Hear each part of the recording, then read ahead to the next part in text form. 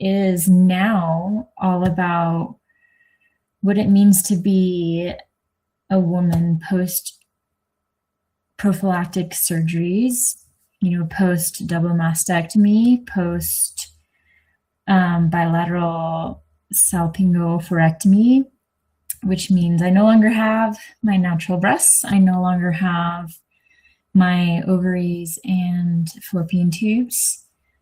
Thus, I am in surgical menopause, and I am able to be on hormone replacement therapy. And obviously, replacement is kind of a misnomer. You're not actually replacing what was natural and normal before, because the patch is obviously a set dosage, and the natural menstrual cycle, your hormones are doing this constantly. So yeah, it's been an interesting transition. I am fastly approaching a year of having my ovaries removed. I think a year is August 19th.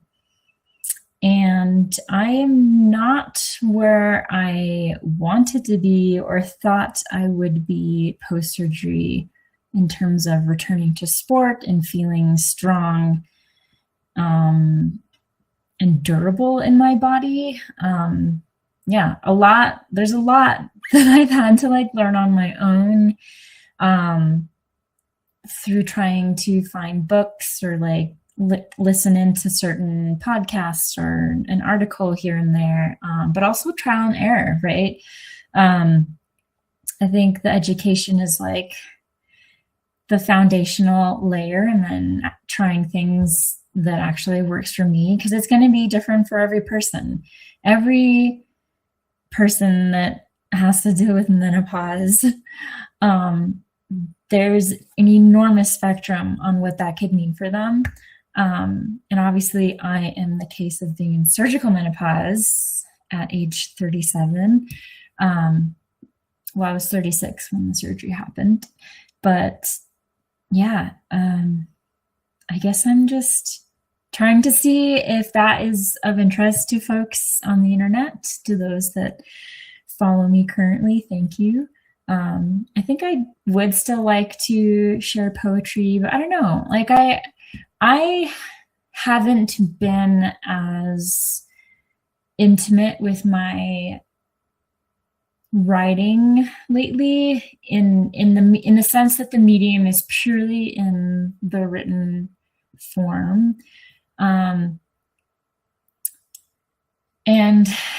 I feel more drawn to wanting to explore my creativity in this visual space.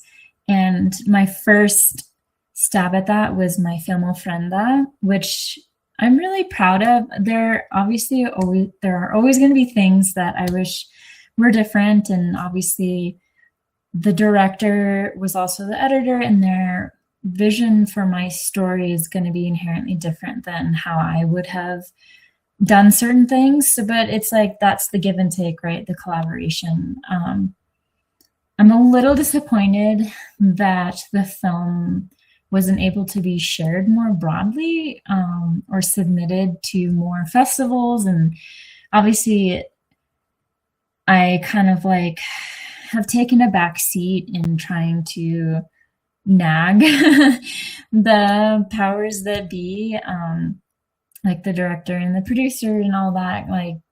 It was totally up to them on how they wanted to promote the film, because it was a charitable relationship, and they made the film for me for free, and therefore I definitely feel like I have no place to bug them about, well, why isn't it in this festival, or why this, why that? And I definitely feel bummed that I got to miss out on certain festivals. I know Five Point Festival, they wanted a shorter edit of the film, but because of time and obviously the lack of money, that incentive for the director to put in the time to make that shorter edit, I totally understand that. But then it's just a bummer at the end of the day that because of resources, the film never really got to, I think, really live its fullest life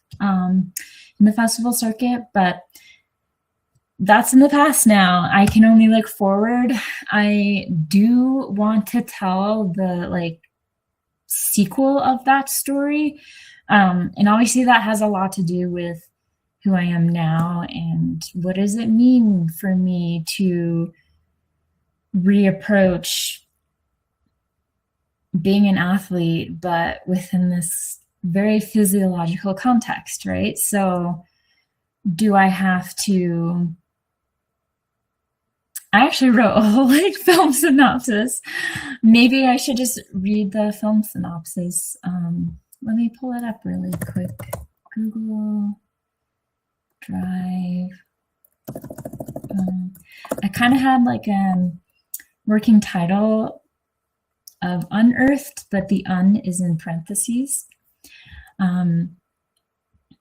So backstory, more than a year has passed since her double mastectomy. 1 year approaches, August, post-bilateral sublingual oophorectomy, fallopian tubes and ovaries removal. The saga of preventive surgeries due to her BRCA1 genetic mutation is over, yet her recovery and return to sport has been an up and down, often frustrating journey of relearning her body, notably due to being in surgical menopause, even though she is less than 40 years old. Excuse me. Ambition still high. I had some FKT plans and race plans in the fall. This film is meant to be a unique sequel to the Ofrenda film, released November 2025, which if you haven't seen, it is on YouTube, or you can go to ofrenda-film.com. The sequel will showcase new poetry and new parts to her story and family. Film story. Sarah Aranda navigates her return to sport after 2 body-altering surgeries, yet what does it mean to return to something that can only be approached through a completely different lens? The grief of losing her ovaries and natural breasts are distinct echoes of having lost loved ones, yet how does this show up within the context of her sport and her writing now?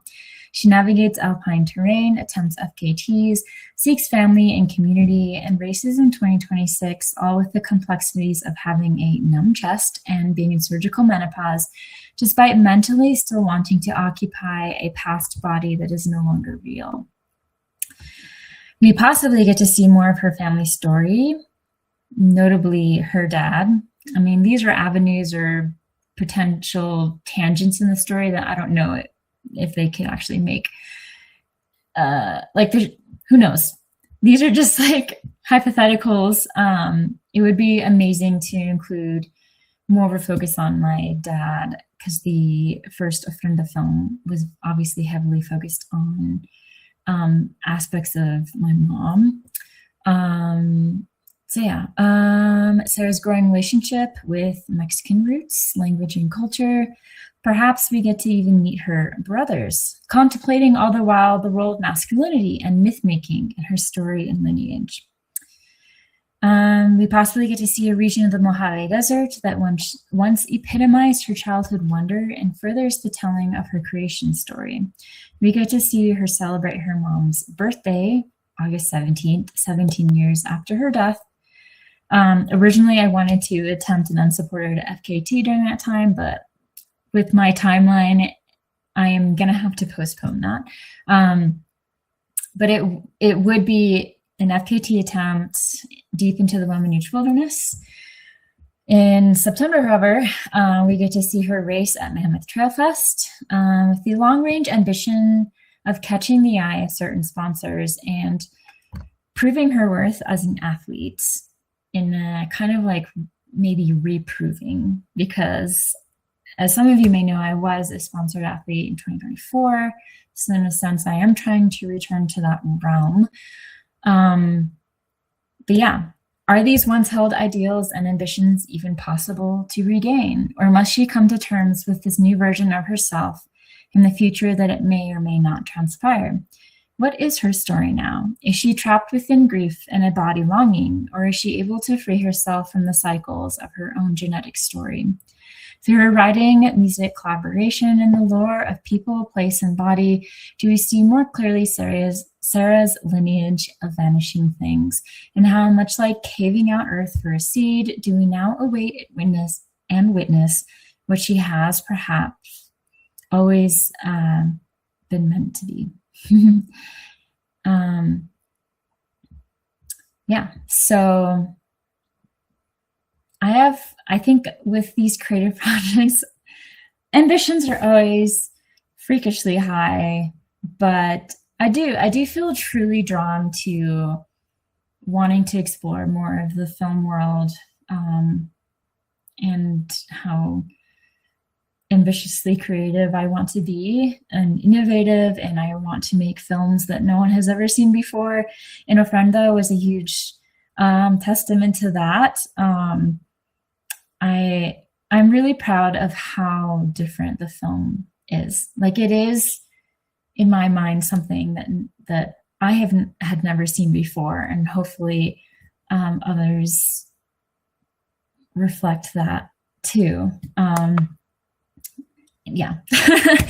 Anyway, so I guess this is just potentially the first of many videos documenting what is actually going on in my world, and what am I looking forward to, what am I aspiring toward, dreams, passions, etc. Might have to try and think of a catchy name, something that has to do with being a menopausal runner, but it also is weird to try and just like use the term menopause so like freely when I'm not naturally in that state because of my age. So it's like I need ideas, like still relatively young, but in surgical menopause. But. Like, if you have an idea on what a catchy name could be, please send it my way. Yeah, thanks for listening to this, wow, nearly 15-minute video. Love you all, and take care.